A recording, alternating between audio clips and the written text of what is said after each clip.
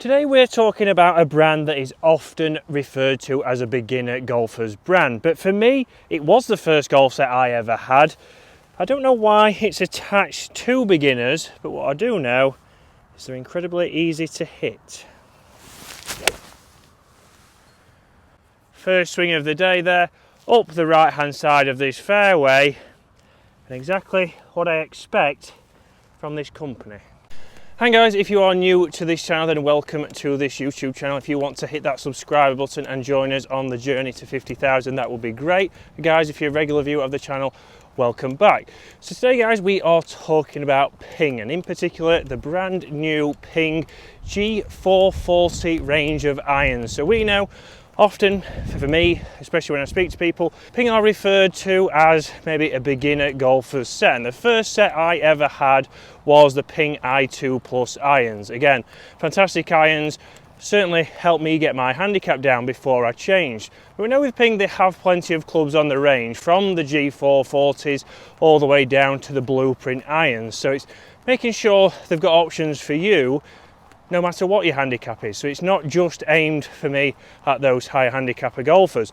What I do know is the clubs are exceptionally easy to hit. There for me, 4-iron, nice and easy to launch, good ball flight and a good distance. But distance is something we'll talk about, price is something we'll talk about. Let's hit a mid-iron into the green. Now, I guess the problem Ping have always had, especially when it comes to these clubs, and the clubs that you see probably most often from Ping are the G range, so the G430s all the way down back to the G2s that were out when I first started. But we've now got some changes. So obviously down behind the golf ball, they have done some big changes this year. They have shortened that blade length, they have made them a little bit thinner on the top edge, and they've started to make them look a little bit less clunky. And this is where probably people thought, right, Ping are designed for beginner golfers, because every set of clubs you saw had the massive bottom edge, they had a huge top edge, they had a huge amount of offset. And let's be honest, they didn't probably look the best and probably put a lot of people off. But for me, down behind that golf ball now, they look like probably just, yes, a game improvement iron, but not the huge ones that you expect to see. They're not like the old ones. And you'll see that on screen now as obviously you look down at those clubs. They look a lot sleeker. These could easily be the same size as something like the P770, which we know is a player's distance iron, maybe not a game improvement iron. But let's see how this mid-iron flies right here. And again, extremely easy to launch, fading just to the right, it's just past that bunker.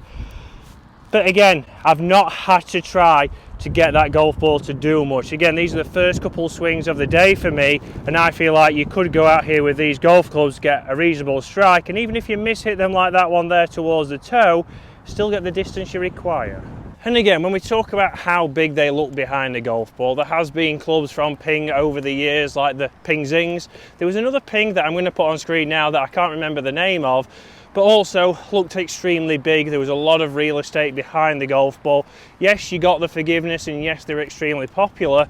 Again, you have to think the Ping Zings, Lee Westwood used them for years and years before he did finally change, I believe, into the S57s. But well, maybe it was the I15s. But obviously, they've had some irons that have maybe not looked the best, but performance is always something you know from Ping. You know what you're getting, you know you're going to get forgiveness, you know you're going to probably shoot better scores, but it's all down to looks. And this is where now we have really improved with this G440 range. So bag appeal is good, performance is good, but what's one thing that potentially can hold these back and why you shouldn't buy them?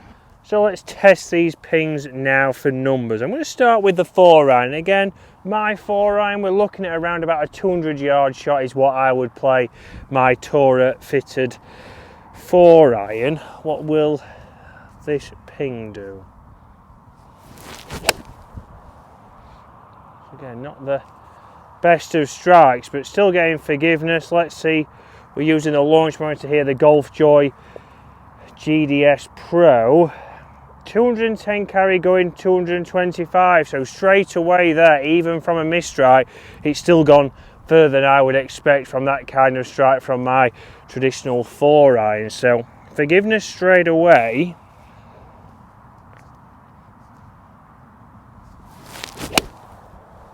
better strike there. Couldn't really hit that better, so let's see what that gives us. Again, it's showing a little bit up the right.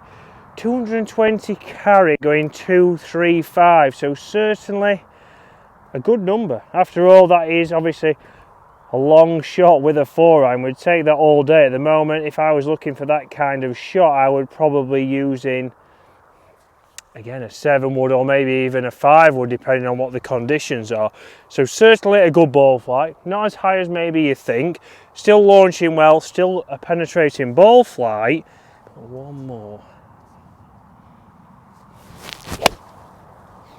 Right, and that is a total miss hit. That is where I've caught the ground before. You can see that's turning left. Let's see, 205 running to 220. So yes, left, but I've still got away with it. And this is where, for me, with these clubs, potentially, if you're a higher swing speed, if you're somebody getting into the game, these might actually go too far.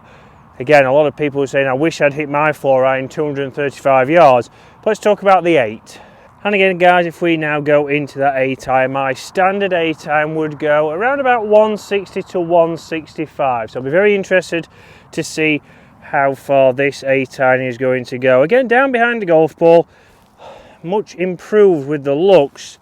But what will the Golf Joy tell us in regards to distance? It's extremely high launch there. Just going up the right, 169 going 175. So again, there we're straight away, we're carrying further by at least even 10 yards. So again, a good 8-iron for me would be a 160 carry. Let's go again.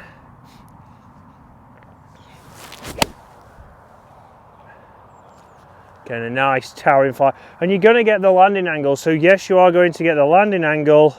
There wasn't a great strike, 156 carry going 163. So there, from a missed strike, we still got the launch, but it's gone back towards my traditional one. And that's very interesting, where a missed strike will go as far as a well struck one with my current fitted irons. But this is where they might not be for somebody like me, but they're certainly ticking a lot of boxes in forgiveness.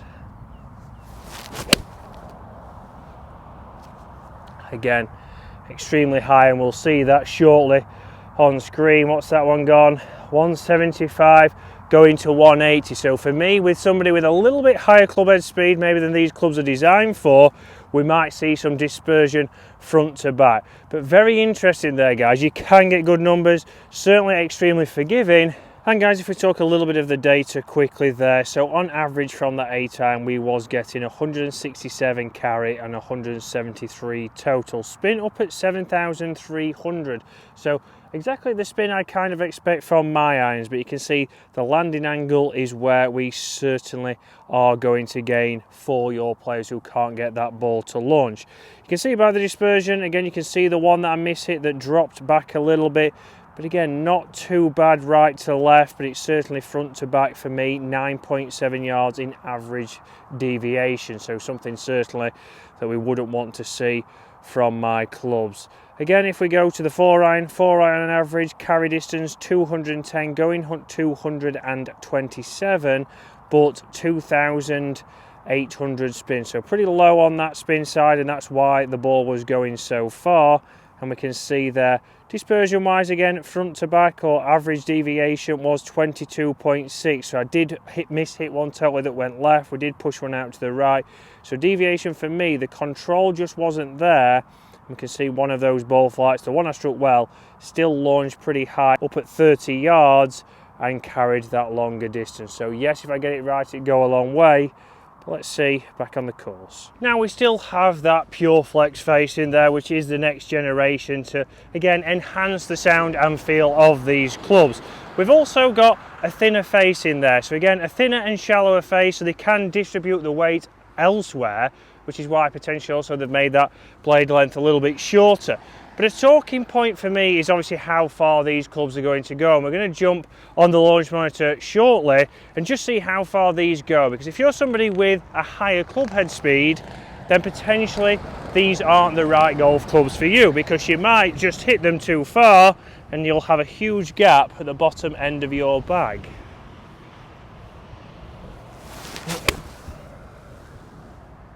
Again, leaked a little bit out to the right, but still up there onto the green, but that was an 8 iron. And loft there, we have got 33 degrees in that 8 iron, which is 5 degrees stronger than the Tacoma that I currently use. It comes in at 38.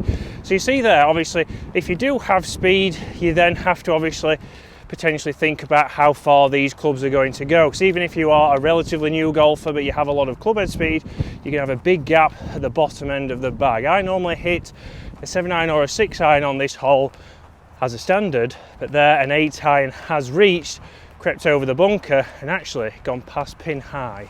So past pin high there, again, not a bad shot. You would just have to get used to that. But for me, again, even there from a missed strike, it's still done exceptionally well to get this far. So we're getting that forgiveness. We're getting exactly what you are expecting when you're purchasing the PING G440s or any of the previous PING generations. We know we're getting that forgiveness. For me, these are the best looking ones that brought out in a long time. And you can even play shots like that. We can still get that chip and run with an 8 iron. We can still get consistency even around the edge of the green. But let's see those numbers, and then we need to discuss getting these in the hands of mid-handicap Dave. You will see, guys, we have been testing all different sets with mid-handicap Dave on the channel, and a full set of pings could be up next. So guys, as we know, the big question always is, are new clubs better? And in my honest opinion, these are the best G range that have ever been produced from PING. They look better, the shorter blade length, the thinner top line, and for me, like I said there, they are better than any of the generations that PING have brought out. So are they better? Yes. Is the performance better? Yes, for me, I would say so. All round, these are probably going to go into more golfers' hands than previous ranges